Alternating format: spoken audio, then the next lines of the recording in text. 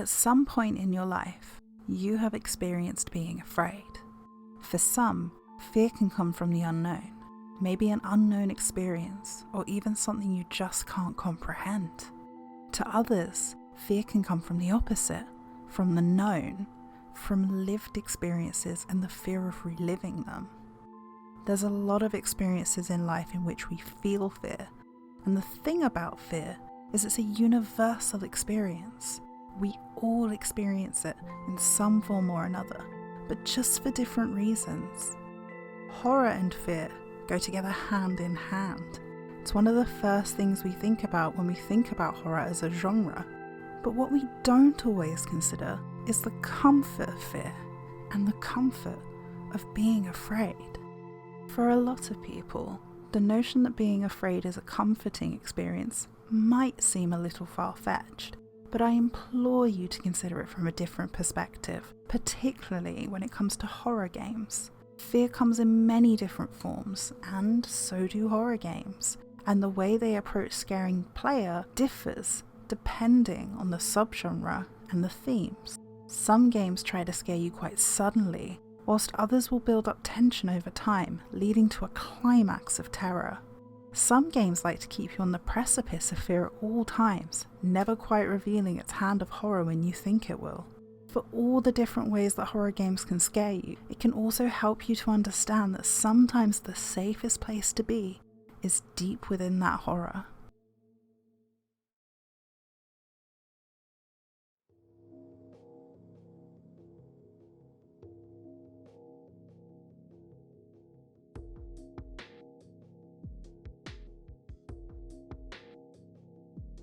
One of the core components of fear, and the basis for a lot of fears, is the fear of death. This fear presents itself in many ways. Some people are afraid of heights for fear that they will fall and die. Some people are afraid of the dark for fear something will reveal itself and kill them. Some people can just be afraid of bodies of water for fear of drowning. Death is a tool in a lot of games, not just horrors, but it is a key component in almost every horror game. You need something that creates a risk, a reason to keep going, and that is almost always the danger of dying. But where does comfort come into play when we look at death in games?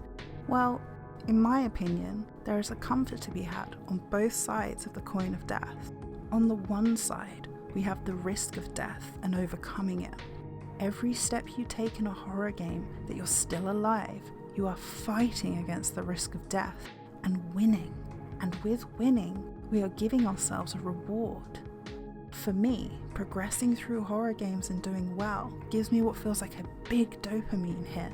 This sense of accomplishment that remains consistent for as long as I manage to avoid the Grim Reaper in whatever form it's taking during that game. On the other side, there's the comfort in dying in games, because dying in games teaches you what you need to know to avoid dying again. In a sense, the more you die, the more you relinquish your fear for the exchange of information that makes you feel more comfort in your surroundings. I don't know if you can say this is inherently a good thing. Some people get really aggravated by dying in games because it ruins their immersion if it happens too often. But for others, it is merely seen as a means to learn what they need to know in order to proceed correctly. I think this also varies depending on the sort of horror game you're playing. For example, some puppet combo games, you tend to end up dying a lot, but it's a necessary means to understand your environment, what to do, and what you're up against. There are also games like Corpse Party, where dying is a common occurrence in just teaching you what not to do, like which path is the bad end path, or what conversation option will end up with you drawing your final breath.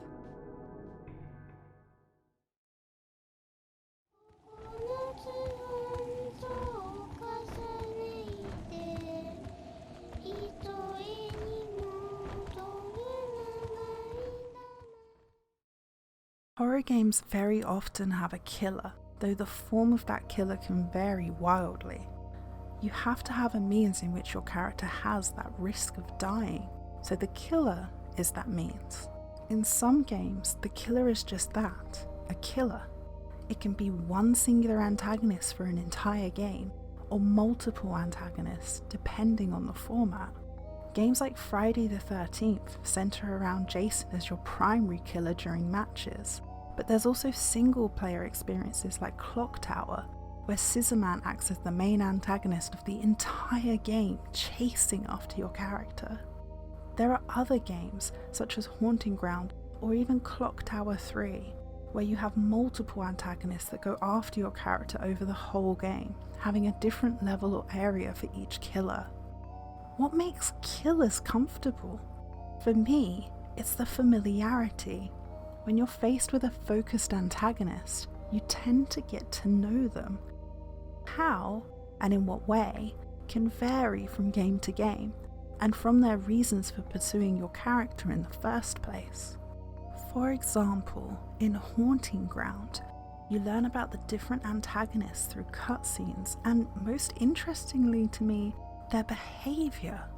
One of my favourite killers, whom I hold close to my heart from Haunting Ground, is Daniela, an artificially created character who is unable to taste, experience pleasure, or feel pain.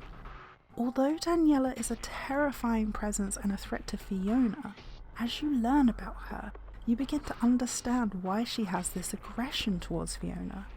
Because she envies what she has and doesn't believe she deserves it more than herself, Daniela, does. You begin to feel empathetic towards Daniela, and I feel like we can all relate to the sensation of envying others for having something you feel like you lack yourself. It's in that empathy and relating to her experiences that not only brings depth to her character, but also makes her a sense of comfort. I might still find her terrifying when she comes on screen, chasing after me with that big shard of glass, but there's also this strange sensation of feeling joy in seeing her, to witness her express those feelings of envy and disdain, and feel this measure of understanding of why she does what she does. A killer is not always just a lone killer, or even multiple lone killers. Sometimes it's something much more, something strange, maybe something not altogether tangible in the traditional sense. I always really liked Alan Wake for having this general concept of shadow and darkness as a killer, always seeking out the light to keep yourself safe. Especially in the segments where it's less about the shadow people attacking you and more focus on the environment harming you, whether you're having barrels thrown at you or just having to run away from some sort of incomprehensible entity. Silent Hill 3 also has a fantastic example of this. There's a segment with a haunted house in which Heather has to go through the house learning the story of a man called Danny and what happened to him in Silent Hill. Near the end of this segment of the game, Heather must outrun a strange red mist that chased after her, and if you don't outrun it, it's death. This is an example of a killer who is not quite a killer in the traditional sense, an otherworldly presence, something less comprehensive, but that is following you, this impending means of doom. Is there comfort in this though?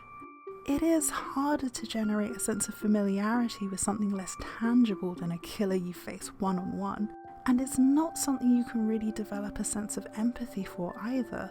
But there is comfort in an element to this sort of killer, and in all types of killers, and that can be found in facing your fears.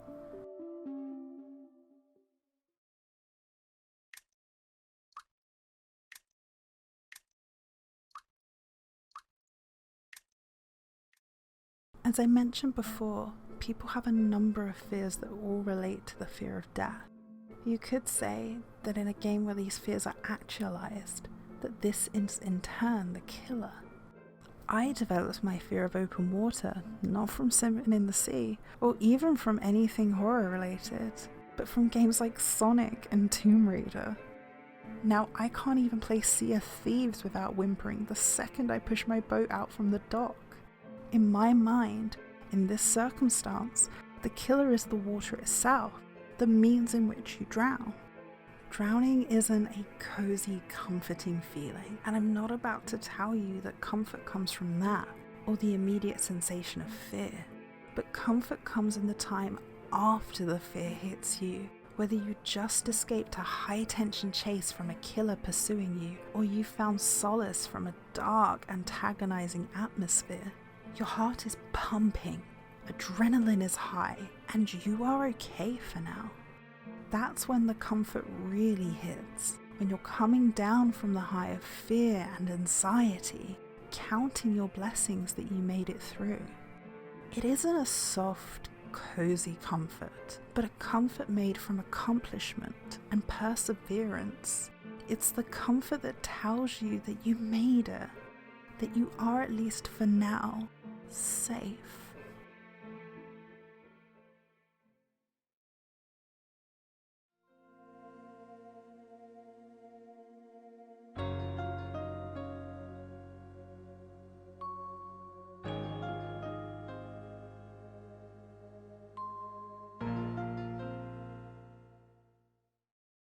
Speaking of the feeling of safety, a huge comfort to me and a lot of people, and something that not all horror games actually provide, is the comfort of a safe room.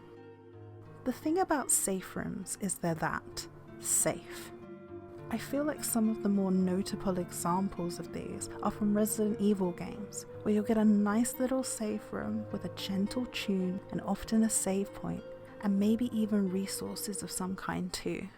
The beauty of a safe room is that it keeps you safe from your killers, your enemies, your fears. In some games, safe rooms are not always safe. My favourite example of this is in Alisa, where there's a room you enter, and at first glance, you can see it has a wardrobe similar to the first safe room you encounter in the game. However, you have to fight an enemy to even clear the room to make it safe in the first place. You deal with your fear before being able to be safe from it. You earn your comfort. Your reward is both the sensation of relief and comfort from defeating the enemy and the safe room itself.